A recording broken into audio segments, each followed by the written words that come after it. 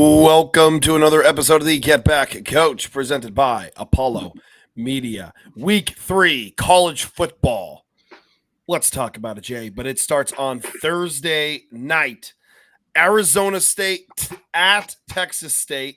Hats off to the Sun Devils for traveling to a group of five school.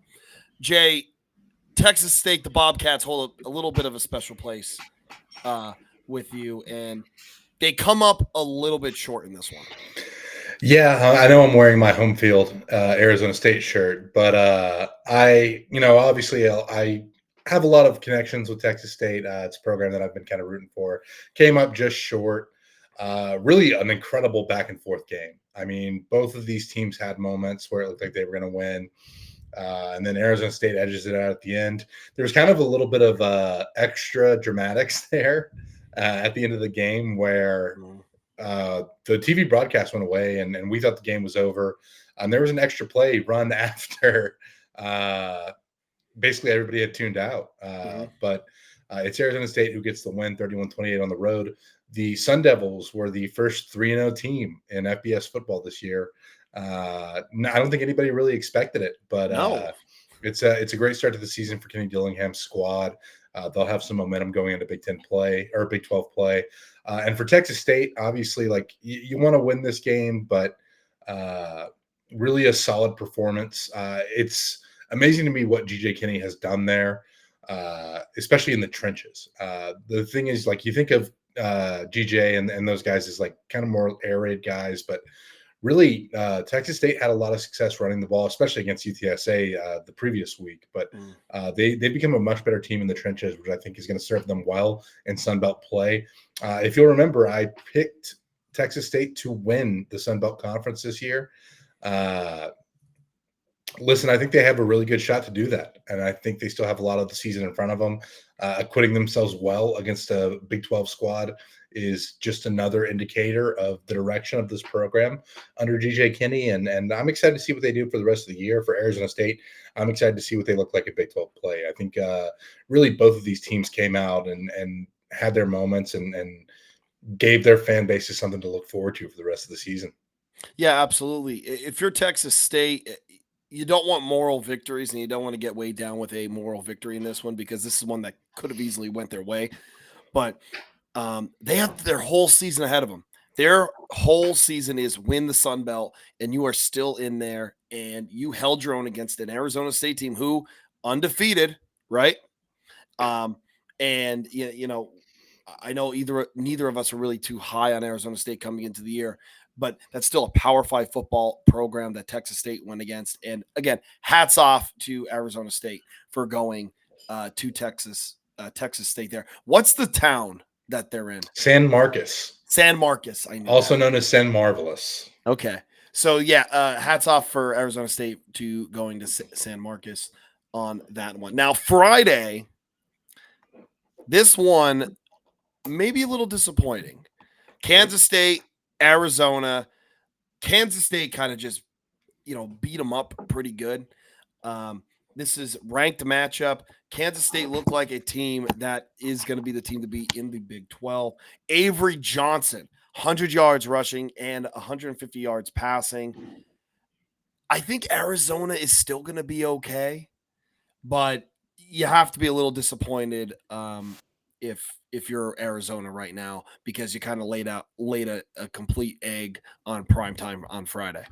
Yeah, it's not ideal for Arizona. Noah Fafita and Tetsuroa McMillan are two incredible players. A lot of fun watching those guys. But it's Kansas State was one of our picks, I think, to win the Big 12 or at least advance to the title game in Arlington. And I think they lived up to that standard and really looked the best they have all year against the best competition, in my opinion, that they faced all year, although Tulane's a very good squad. It's a very physical Wildcats team. It's kind of what we expect from Kansas State, right? Special teams were big. They had a punt return for a touchdown. So kind of excited to see what Kansas State does. And I would sound like a broken record with talking about being excited to see what teams do for the rest of the year. But that's just kind of how it is these early games in the season. Arizona still has time to bounce back. Obviously disappointing. I don't think they played terribly. They just couldn't capitalize on anything and kind of let Kansas State pull away. So there's still some stuff to build on for Arizona. A lot of football left for the Wildcats, but they just kind of have to execute better, right? There was a lot of penalties, I felt like, on the Wildcats. And obviously giving up a special teams touchdown is never what you want from your squad. So it'll be interesting to see how they respond to this. Yeah, no, it's not a great day for Arizona. Kansas State, though. I mean, they have to be the front runners for the Big 12 right now, right? Have to. I think they've looked the best.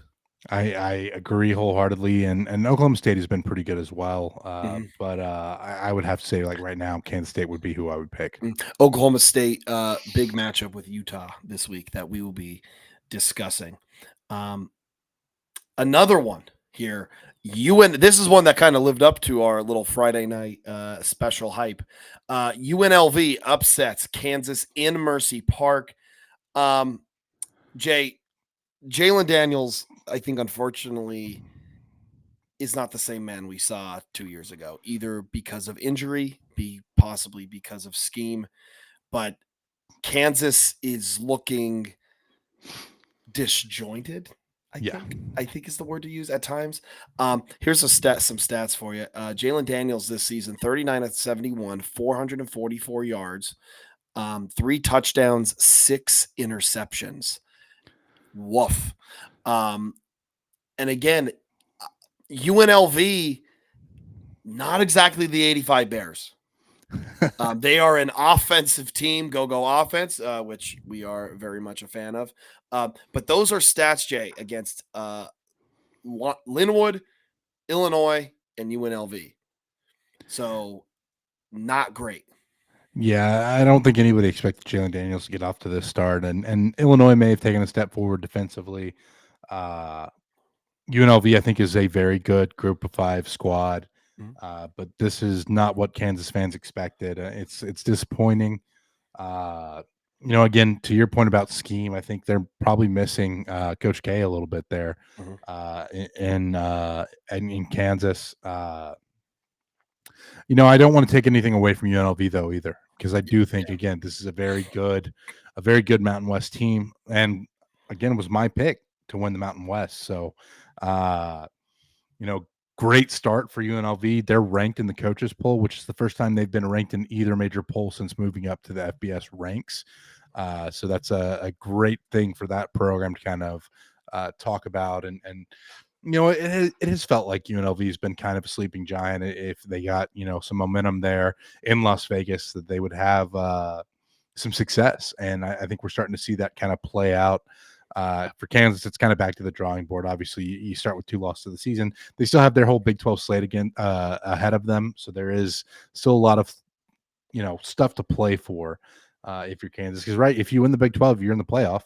Yeah. So that's obviously not the start you wanted, and certainly not what you expected out of Jalen Daniels. But they still have a lot of offensive weapons. It'll be interesting to see if they get better as the season goes on. No, absolutely. UNLV.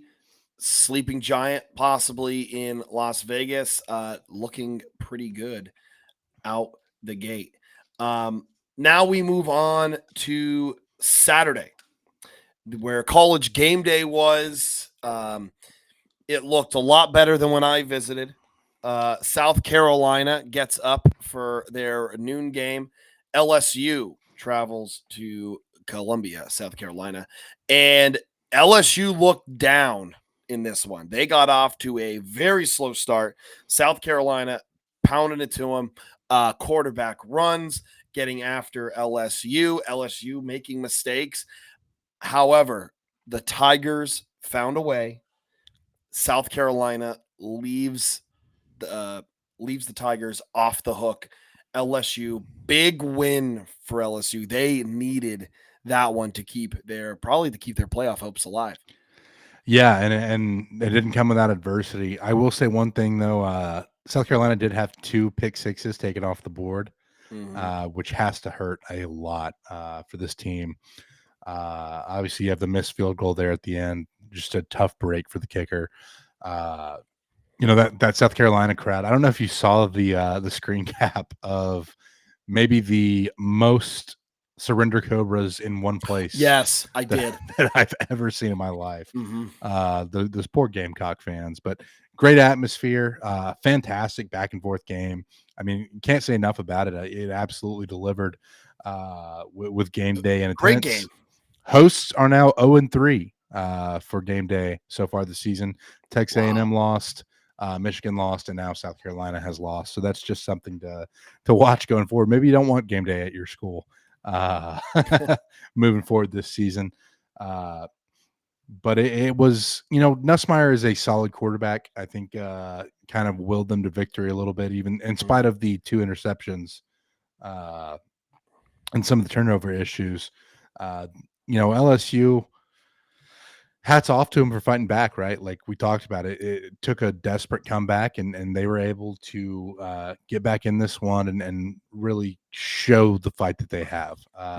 Defensively, definitely some worries though. Because like if Norris didn't get hurt, you have to wonder, right? Because Robbie Ashford comes into the game for South Carolina at quarterback. I have to wonder if they don't have to go to their backup if South Carolina didn't come out on top in this one. Yeah, if you're LSU, one, you are ecstatic that you get the win and that you got out of there. However, you gave up over 250 yards rushing. Sanders had about 146. I know Sellers had that big long run. I think he ended up with like 88, and I think the majority of that was a 75-yard run. So I don't know. I think LSU's defense is a concern. It is still a concern. However, can't apologize for a win. You win on the road against Power 5. You are happy. You take it home, and you cherish it. You got to cherish it. But yeah, great game. Absolutely great game. Caught that one in downtown Pittsburgh, which we'll get to that in a second. Memphis wins the Mike Norvell Bowl. Florida State is 0-3, just like everyone thought. 20-12, Memphis wins.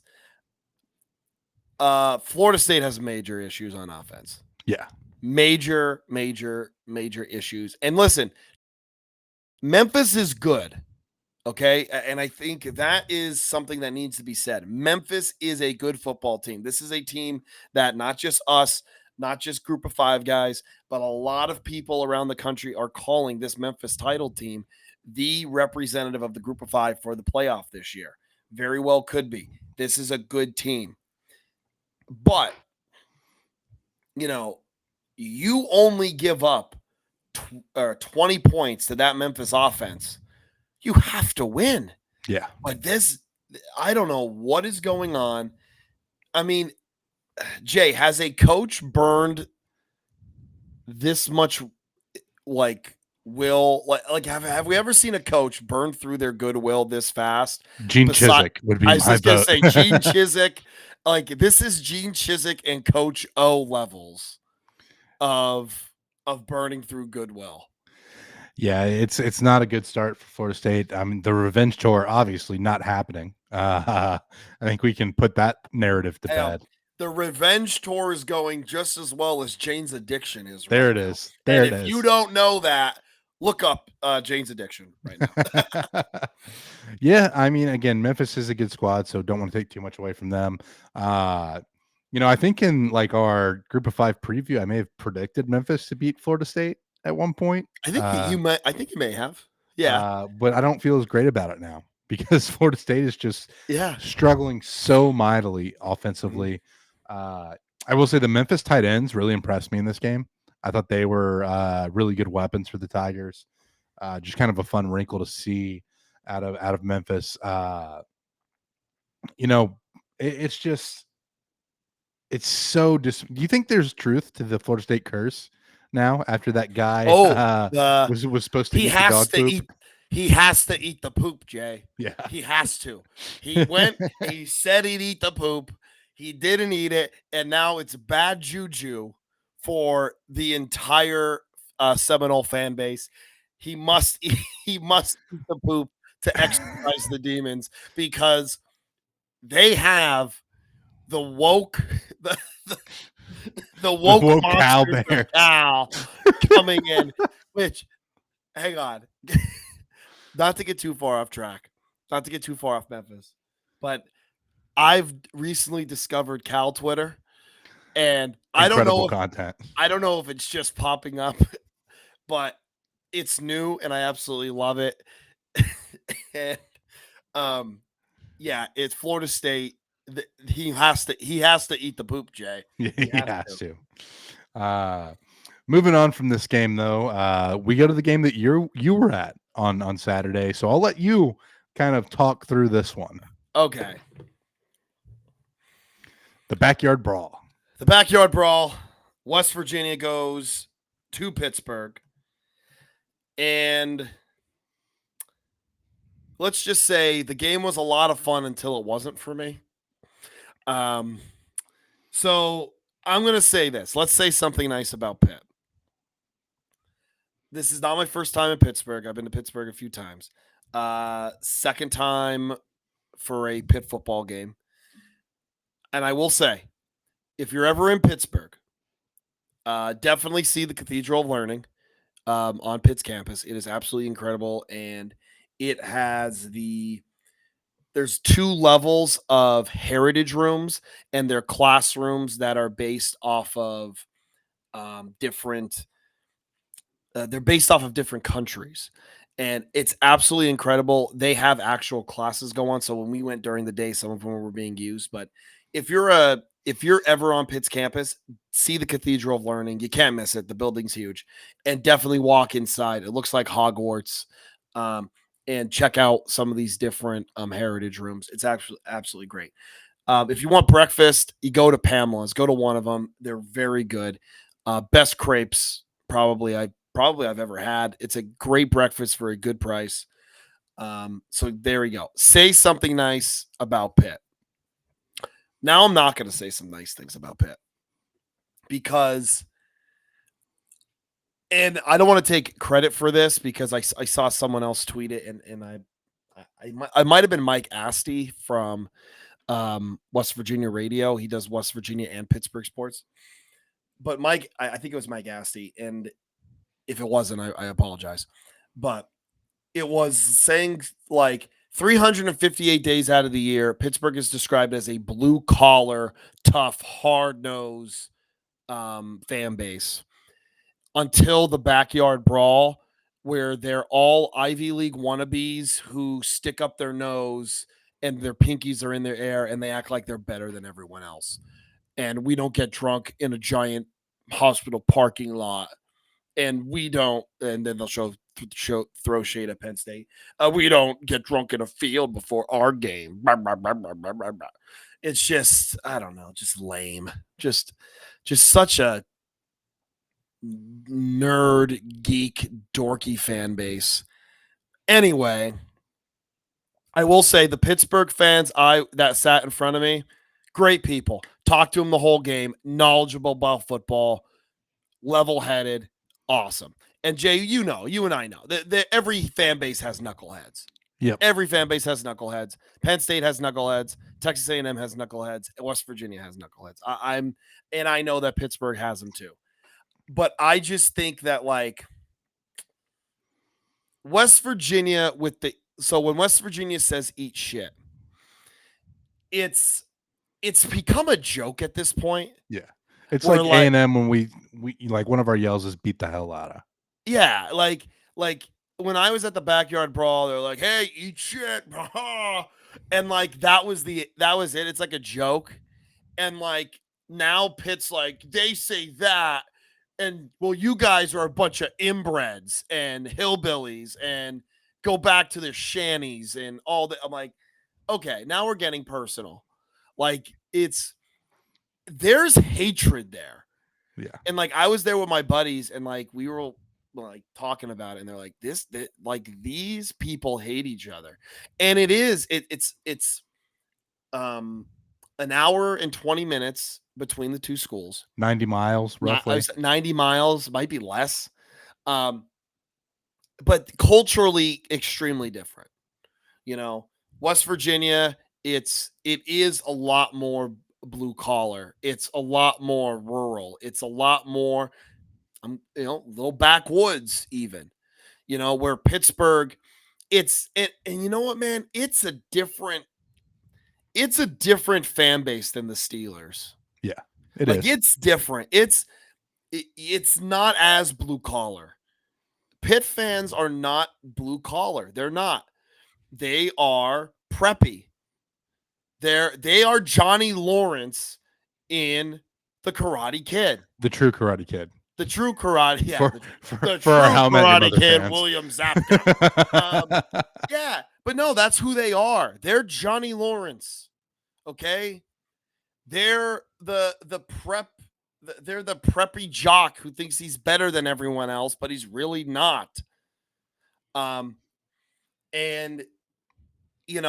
to see Pitt fans with 5 minutes to go, down 10, and they leave the game. Jay, they left the game with 5 minutes to go. They gave up on their team. They gave up on them. And not to mention, I don't care what they said about sellout. Oh, sellout. There were empty seats in the other upper deck. My section was pretty full for the most part. There were a couple empty seats here and there. But there were empty seats in the stadium. And don't give me this crap about they were in the rotunda because it was very hot. It was very hot. But I don't want to hear that. No. It was 86 degrees, Jay. Oh, wow. Tell them about real heat. Oh, wow. Yeah. Anyway, there were empty seats. I would say at least a third of the stands was West Virginia, at least. I would say 60-40. But even though the fans are lame, even though they can't sell out their stadium for their biggest game of the year, Pitt finds a way. Holstein, for as much crap as he got throughout that game, he sacked up and led 2 great drives at the end of that game. Former Texas A&M quarterback commit Eli Holstein. Was he really? Was he a former Texas? He committed to A&M and then flipped to Bama. So, see, the guy in front of me told me that he went to Bama. So they got him from, okay, that makes sense now. And Jay, this is how it happened. West Virginia scores, goes up 10. Pitt goes right down the field, scores a touchdown, 3 and out. Pitt goes down the field, scores about 30 seconds to go. And it's just and life sucked out of you could feel the West Virginia's people, the souls just leave our bodies throughout that whole thing. I wanted to throw myself into the Allegheny River. But Pitt found a way. And here's the thing with West Virginia. This is what I saw, Jay. And you're a defensive lineman, and we have discussed this multiple times on this pod about defensive ends. I don't know if they were told, pin your ears back and go, but Holstein twice got 2 large gains on the ground because a defensive end flew upfield trying to get a sack. Again, I don't know if he's trying to play hero ball or they told him to pull their ears back, and it created a big lane, and it looked like West Virginia was playing man-to-man. Yeah. Is anyone going to stop him? No, because everyone has their backs towards him. And I just think if they just would have hey, make sure he doesn't run. We don't need the sack. I think they were so worried about him throwing the ball. They just go. Yeah. And they had no help there. No discipline in the rush lanes. You have to make that adjustment. None. I don't know how anyone, and again, I know these coaches are way smarter than me, but I don't understand how you can be in the booth and not see that and not say, yo, your defensive end is flying upfield and we just gave up a 15-yard gain. Linebackers not settling in the hole. Holstein picked apart the zone all day. So I don't know if they were, again, I didn't watch it back. But middle of the field was open at times, so that's linebackers running hole, or someone's getting loose in man-to-man coverage. Again, didn't watch the tape back, just what I saw. West Virginia playing very undisciplined. Neil Brown. Jay, I've been a defender of Neil Brown for a while. But I will say this. If they don't salvage this and he needs to go 8-4. Yeah. If they don't go 8-4, I think this is a good time to say, hey, thank you, but this isn't working out. We need to get divorced. You need it. We need it, because we've lost our way here. Yeah. You sucked everything out. And again, I think Neil Brown did the best he could at the beginning with the cupboard being bare, but it's time. It's year 6. You gotta 6-6, 7-5 isn't going to cut anymore. You got to give me something else. And last year going 9-4, you have to have a better year than this. But Jay, the Vegas line was 6.5. We warned the people. We did. Yeah. We warned them. We said, hey, I'm taking the cheese, but I don't like this at all. No. So anyway, yeah, I saw some a couple people got snippy with me. Again, I did nothing. I was rooting for my team, but like on the way out, I had a couple randoms. We got our picture taken next to the statue and they're chirping. It's students being students, but yeah. So what did you think of Narduzzi complaining about the refs after the game? Oh, thank you for reminding me, Jay. What a blowhard.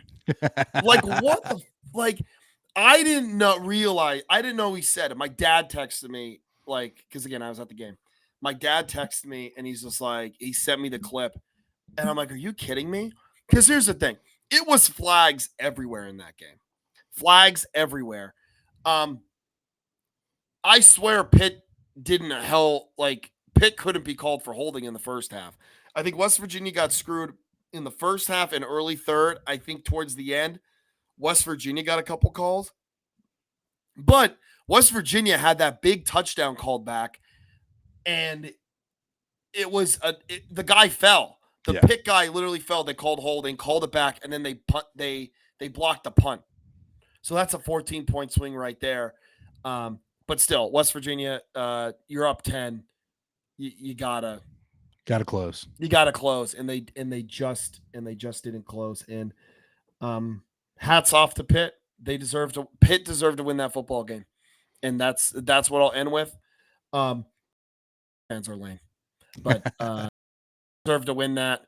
And by the way, Jay, Pitt 3-0, and had a huge comeback win against Cincinnati, and now a comeback win against West Virginia.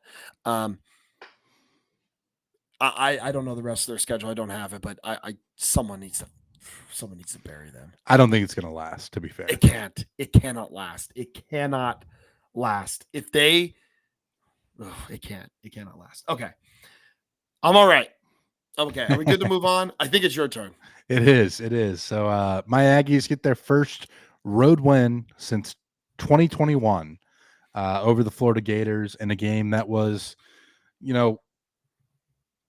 much more of a win for A&M than the scoreline says. 33-20, which looks somewhat close, but it was, it was really a blowout in my opinion. A&M just kind of dominated the game, and then they go into almost prevent in the second half with their defense. Marcel Reed on for a injured Connor Wigman, who suffered an AC injury apparently against Notre Dame, which could explain some of the errant throws there. But, Marcel Reed looked incredible. I think he had a fantastic game, really executed the offense well, had some big scrambles, broke a Florida Gator ankle at one point, and that kind of made its rounds around the internet. But the rushing attack for A&M was just incredible. Went for over 300 yards. I mean, you can't ask for more than that from your rushing offense. On the defense, the rushing defense that I was worried about, A&M handled Florida. They averaged, I think, 2.1 yards per carry. The Gators did 25 carries for 52 yards. Right, another fantastic performance. There were some issues in coverage, biting on play action a little bit too much for my comfort. You have to wonder if maybe there wasn't an emphasis on playing the run in practice leading up to this, just because of the success that Florida has had there, combined with the fact that A&M had kind of struggled against the run, at least numbers wise, against McNeese and against Notre Dame. A&M just kind of dominated this one. It never felt like this game was going to go to Florida. It just felt like A&M was in control from the jump. Billy Napier's in a lot of trouble. There were fire Billy Napier chants going on in Gainesville. Gators are 1-2. They're in a bad place because the schedule does not get any easier for Florida. No. I think Billy Napier's probably done. Man, it's great for A&M, right? Like, we needed this win as a program, especially on the road, given all the struggles under Jimbo Fisher, right? Again, not since 2021 has A&M won on the road. So that's a big one for them. Really have to put the game away a little bit more. And again, I think part of that is a function of what the defense was doing in the second half with just trying to keep the ball in front of them. But yeah, I mean, now A&M's 2-1. They have Bowling Green up next, which, is after what they did to Penn State. I'm a little bit concerned about that game. But it's a great win for A&M, and probably, even though it hasn't been announced yet, the end of the Billy Napier era at Florida. Yeah. Billy Napier still has a job. He is on the countdown for who. I think he has to be fired first. He has to be the first one gone, unless something catastrophic happens in one of these other programs. But I think Billy Napier is the one to go first. So let me tell you something about Bowling Green, Jay. Big, meaty offensive line. Connor Bazelak at quarterback. Remember Bays, right? Yep. Former Mizzou and Indiana. Yep, Indiana. So he's like 25. And then prepare to meet Aaron Fannin, tight end, who is really good. Yeah. They better find that dude. Here's the thing. Defensively, I don't think Bowling Green is going to be too much of an issue. Penn State got super vanilla in that game in the second half once they took the lead. But that offense could again, Texas A&M strengths their defense, but you better know what you're getting. But I think with the film they have from that Penn State game, yeah, I think they'll be able to say, okay, this is what because Penn State was kind of blind. I'm trying to defend my Lions here. Penn State was kind of blind in that game. They were kind of like, oh, wait a second. But I think Texas A&M will handle them. The line is 23. I'd probably take Bowling Green. I think I'm taking Bowling Green to cover. I think I'm going to take Bowling Green to cover. We still don't know what the quarterback situation is going to be, so that's something to watch too. And a big emotional win in the Swamp. Yep. Coming back home, Bowling Green, you're like, it's Bowling Green. Listen, they'll make you pay. They will. Also, Bowling Green, second highest odds to win the MAC right now. Second highest odds. Maybe the MAC's just good this year. We'll get into that. Yeah, Toledo. It's like Toledo, Northern Illinois, Bowling Green, Ohio. Nope, Miami of Ohio. Yeah, big 4 really good squads out of the MAC. But no, good for you, Jay. We were rooting for you. We were. We needed this. We needed this. This was good. The Apple Cup. By the way, come on. Yeah. Come on. I had this from the Hey. I smelled this one from the start. And listen, I think Washington would have fared better if they hadn't played that game at Lumen Field. Maybe they should have played in the stadium known as the greatest setting in college football instead. Maybe. Just saying. That's bad karma. That's bad karma. They should have played at their home stadium. Wazoo wins the Apple Cup 21-19. That's got to feel good for Wazoo. Washington could not finish the last drive. And honestly, Jay, I think that was kind of Washington's problem all game. Their statistics look fine, but it's just, can they finish drives? And with all these new offensive pieces, I don't think they were able to finish the drives off. Speed option into the boundary for your last play call is kind of a wild move by Washington. With Will Rogers. Yeah, I just don't know about that one. But, I I guess you're trying to catch them off guard. But yeah, I mean, that was kind of the story of the game, is just Washington unable to finish drives. Wazoo just kind of took advantage of the spots they had enough of a lead built up where they were able to hold on there at the end and really buckled down defensively to keep Washington out of the end zone, and it won the game. And this has got to be a great win for that program. Everything that went on in the offseason with the Pac-12, what does Dead May Never Die? But, you know, it's I know the Cougar faithful are really happy about this one. They're breaking out the Cougar Gold cheese to celebrate it. It's a big win for the program for sure. Very weird to see this game at this point of the season, though. Obviously, usually a late November kick. Man, yeah. Again, Washington just not finishing drives is the story of the day here. I was even kind of impressed with I thought their defense played well for the most part. I thought Washington's defense played well, and I think that was a bit of a concern.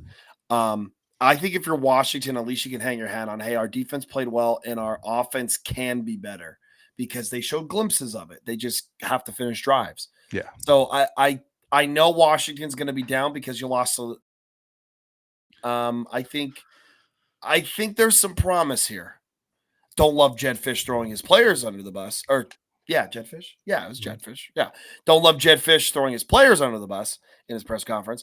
But you know, we will see how that motivation tactic works. Something to monitor. The Brian Kelly school of thinking. The last up before we go into scores of other games, Georgia survives a spooky one in Lexington. Halloween almost came early for the Bulldogs. That pick six being called back really haunts Kentucky there. Yeah. And Mark Stoops maybe a little too conservative at the end. Yeah, you have to wonder about the decision to punt there. You know, I get it, because you really have 4 timeouts. You have the 3 timeouts left, plus you have the 2-minute warning. I'm sorry, 2-minute timeout. Don't want to get sued. But it's I think you have to go for it in that scenario. And I understand, like, it's kind of a tough situation.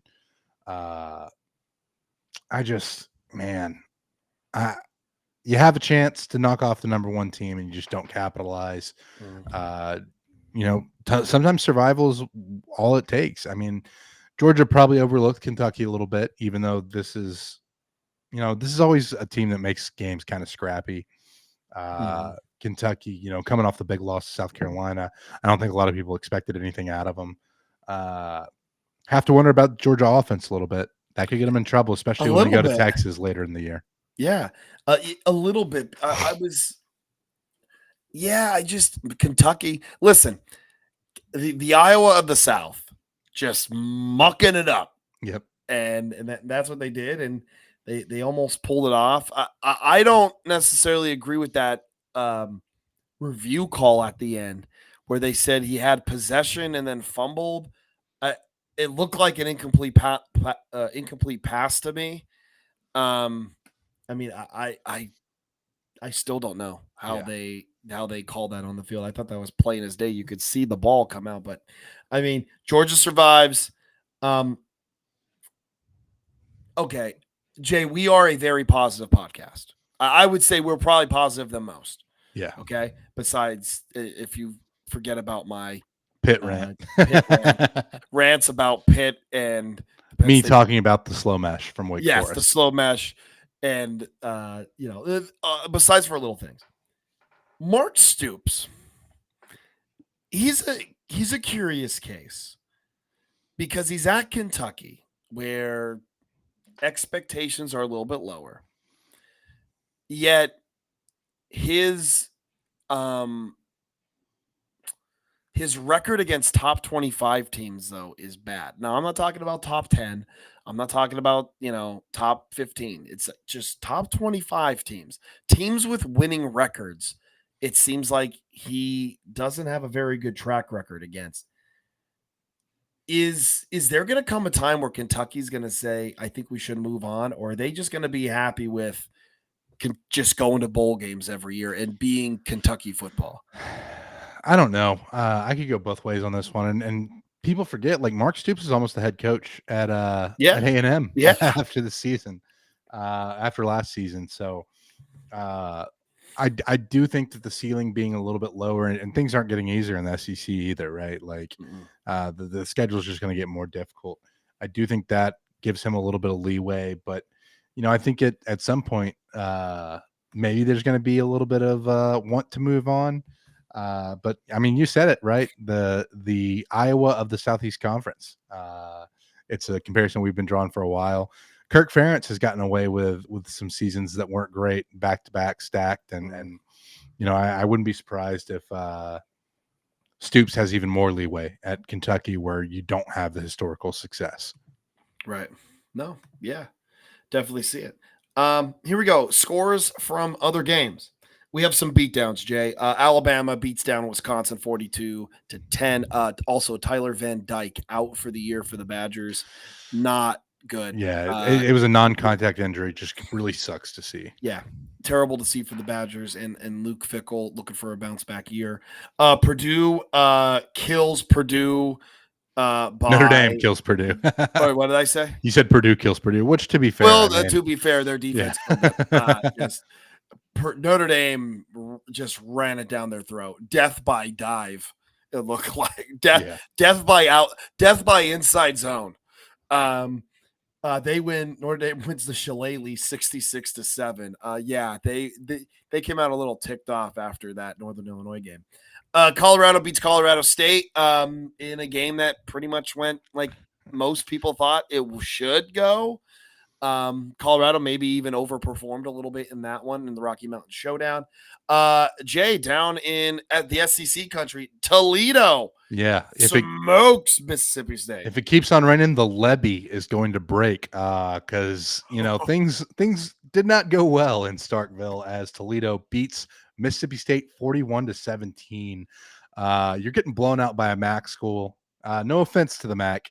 But usually when they beat an SEC school or a group or a Power 5 program, it's a close game. This wasn't a close game. Toledo just beat the hell out of Mississippi State. They have some real issues there in Starkville, which, to be fair, we kind of knew going into the season that things weren't going to be great for Levy. I just don't think anybody expected it to be this bad in year one. Going back to the Big Ten, Indiana absolutely blew the doors off of UCLA. Kurt Siggs, man. Kurt Siggs. That's a big win. Big win for the Hoosiers. Yeah, and maybe Indiana's just good, but I mean, UCLA is another program where they're kind of in a bad situation. Obviously, Chip Kelly leaves to take the offensive coordinator job at Ohio State after being the head coach at UCLA. Program's kind of in a weird spot. Our friend Jeffrey the Greek posted the rest of UCLA's schedule. Not looking good. Not looking good for UCLA. This is going to be a tough year for them.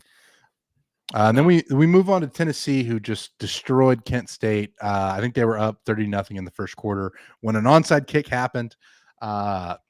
Listen, I don't think this was a call from the coaching staff. Okay. I don't think the coaching staff calls for an onside kick when you're up 30-0. I think this is something that, it was a look on film and special teams that they saw during the week. And they said, hey, if we get this kick or if we get this look, hit the onside kick. And it's something that I've been in special teams meetings. That's just something that happens, right? Mm-hmm. Like you get these things where if you get a certain look, you execute the onside kick. Now the Tennessee coaching staff probably should have said, hey, it's off. It's off. But things like this happen, especially with kids who are, trying to do what their coaches tell them to do. If it's not specifically said like, hey, we're up 30-0 in the first quarter, you don't need to do this.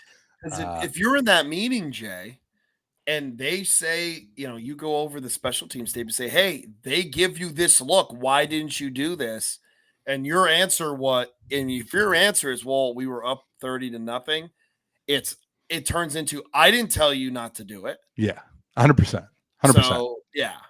And I know, because I know people listening be like, well, the players should know you're up 30-0. No, like you do what your coach tells you until you are told otherwise. Exactly. Thank you, Jay. Yep. Yeah. Um,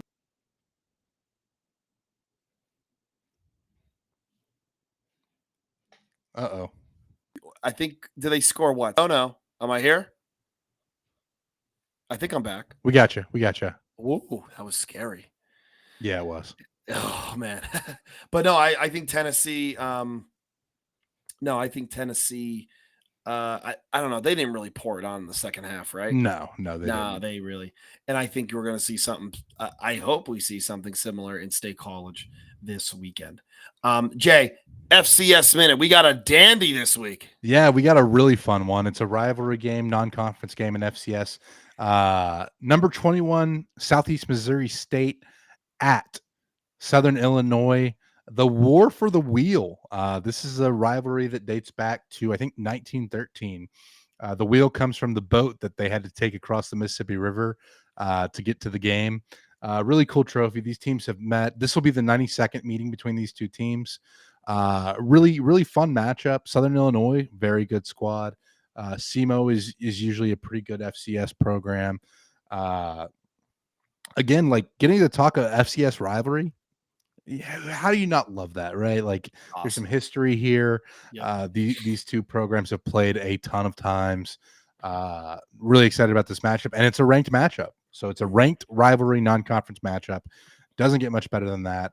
And that's our FCS minute for this week. Obviously, last week we had Idaho at Albany at Idaho. Idaho kind of pulled away in that one. Yeah, we kind of saw it. I mean, like I Yeah. said, listen, I root for my Great Danes, but I kind of saw that happen. I think Idaho had a bad taste in their mouth from that Lost the quarterfinal last year. game, and they let those the Albany players know about it. They kind of rubbed their nose in it. But the thing is, all those players that were a little extra last year are all gone.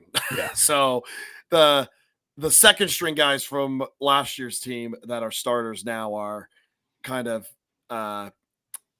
they got the worst of it because of it. Yeah. Type of action. Pay it forward. Yes, they got it paid forward. Yeah. But no, so Salukis versus Redhawks. I think, yeah, Salukis and Redhawks. Salukis and Redhawks. If you're not familiar with a Saluki, it's a dog breed. It is. Great mascot and cool looking helmet too with it. Yeah. Download it on NCAA football. I'm telling you, really cool looking stuff. Jay, really quick, and I forgot to put this in our notes, so I hope I don't catch you too far off guard here. Pac-12 back, maybe? Question mark? San Diego State, Fresno State, Colorado State, and... Did you say San Diego State? I said San Diego State. We're missing a state in there somewhere. Boise State, yes. Boise. Can't forget about them. Can't forget about the Smurfs. Well, here's the thing. If they all join, I mean, Stanford and Cal aren't going back. They can't come back, right? No, I think the academic side of things makes sense for the ACC anyway. Yeah. I can't believe you're saying that. Yes, it makes sense for the ACC, academic wise, not geographically. Here's the problem. No matter what you call it, it's not a Power 5 anymore. No, it's not. But I'm going to watch the hell out of it anyway. Yes. Pac-12 after dark will live. What is dead may never die. And also with all this, with the Mountain West pretty much, again, Mountain West dying, Air Force to the American. Yeah, and you got to look at some of those Big Sky teams getting a call up. Yep. Commander-in-Chief trophy, all in the American. It just makes sense. Air Force to the American makes sense. Big Sky teams maybe going to the big Mountain West. Mountain West. I was gonna say, I was like big. Nope, can't find it. Yeah. Yes, Mountain West. But yeah, Big Sky maybe going to the Mountain West. I don't know if those. I would like to see the Montanas and the South Dakota State and North Dakota State up there, but I don't. How much can they benefit? We'll see how it shakes out. That's a story for another day. But it's happening, people. Their gears are starting to move. Let's go into preview time. Thursday night football. Real Thursday night football is back, by the way. Thursday night football. Listen, and I'm a Dolphins fan, and I was by about halftime of that game, I was way more interested in Texas State. Yes. T's and P's up to our boy Tua. Yeah. Thursday night, South Alabama at App State. App State 7-point favorite, over under 64. App State last week had a scare against East Carolina. Had a bit of a scare. South Alabama pretty good. 7 points at home. I have no idea, but I think this is a good game to watch. I don't know what the NFL game is. Guess what? It doesn't even matter. This is the game you should be watching. South Alabama at App State. Not betting on it. Should be entertaining. Should be a fun one. South Alabama beat Northwestern State 87-10. Yes, that is true. They still had their starting quarterback in the third quarter, so not really a fan of that move. Of course, they ended up only playing a 6-minute fourth quarter due to the lopsided nature of the game. I like App State in this one. They're going to avenge Northwestern State. Oh, okay. All right. Friday night. The Nebrosna game. That kid wearing the cutoff Nebraska, Illinois jersey. Illinois, tell your kids about Ranked Illinois, everybody. Ranked Illinois is both here. Of these programs are ranked. Yeah, both ranked. Big Ten ranked matchup. Very seldomly do we get Big Ten teams ranked from 18 to 20, and we have one, but loser goes home. This is a loser gets kicked out of the top 25. Illinois at Nebraska. I think Nebraska rolls here. I think Illinois is better than what I thought. However, I think Nebraska rolls here and wins. I like them to cover. Yeah, we'll see. I'm kind of like you with the South Alabama App State game. I'm not going to bet on this one because I just don't feel great about Nebraska -9. But I think Nebraska is a better version of what Illinois is good at. Not that they do it in the exact same way, but it's kind of a gritty football team, good defensively. The difference maker is Dylan Raiola at quarterback. I think he's a great player. Really excited to see his development as he continues as a Cornhusker. Going to be a fun one to watch on a Friday night. Can't wait. Now we go into Saturday at Oklahoma State. Big implications for the Big 12. Ranked matchup. Definitely watch this one. This line has moved big time, Jay. Yeah. Oklahoma State was a 2-point favorite. Now they're a 2-point dog at home. It's making me feel things. Yeah, I don't know. I'm off so I was out on Oklahoma State to start this year, and now they've come back and proven me wrong twice in the South Dakota State game, and then again against Arkansas. So I'm staying away from this. Two 25-year-old quarterbacks, Bowman and Rising. So we got some experience in the building for this one. Should be a fun one. Both of these teams are towards the top end of the Big 12. Utah was my other pick besides Kansas State to be in that Big 12 championship game. They have a chance to prove it here. Yeah, I think the big thing here is Cam Rising going to be healthy? If Cam Rising is, and again, this line movement makes me think he is. The line movement makes me think Cam Rising is healthy, and if Cam Rising is healthy, I will take Utah. I will take the Wild Utes. I'll take them -2 on the road. Again, Cam Rising healthy. If he's not, stay away. But anyway, watch anyway, because this is big time Big 12 implications here. USC at Michigan. A Big Ten matchup. A Big Ten matchup. Blue blood action here. New conference opponents, blue bloods going against each other. USC -5.5. Over under set at 46.5. I think I like the under here. Yeah, I like Miller Moss quite a bit at quarterback for USC. Michigan is making a quarterback change. They benched their starter for Orgy. I don't know if I'm saying that right. Yep, no, you are. It's okay. Orgy. Yeah, yep. I just didn't want to get flagged or something. I know it sounds weird to say, but yeah, you're good. Yeah. ORJI for the listeners. Yes. Please spell it out. I think I like USC in this one too. I just think there's, I'm not impressed with Michigan so far, and I know they're making the quarterback change, but they were in dogfight with Arkansas State. Like this is just not the national championship team. They lost too many pieces. Yeah, and I think USC is actually just a good squad this year. So I like USC to cover. Yeah. I'd rather just stay the under. That's fair. I'd rather stick to the under there. Here's one. Everybody knew how this one was going to line up. We have undefeated Cal versus 0-3 Florida State. Yep. Just like everyone drew it up. Listen, we talked about it earlier. Cal Twitter they've leaned in to we're going to make ridiculous memes about the quote unquote woke agenda. And it's hysterical. Like they're making memes. You just lost to the woke agenda. They're making AI generated pictures of things like Oski holding this, that, and the other type of flag, and flying it at Auburn and flying it at all these other places. So it's kind of funny that Florida State is in absolute agony and hell. And now they have this crazy Twitter fan base coming up. I do think Florida State gets it done, though. Nope. He hadn't ate the poop yet. Oh, yeah. You going against it?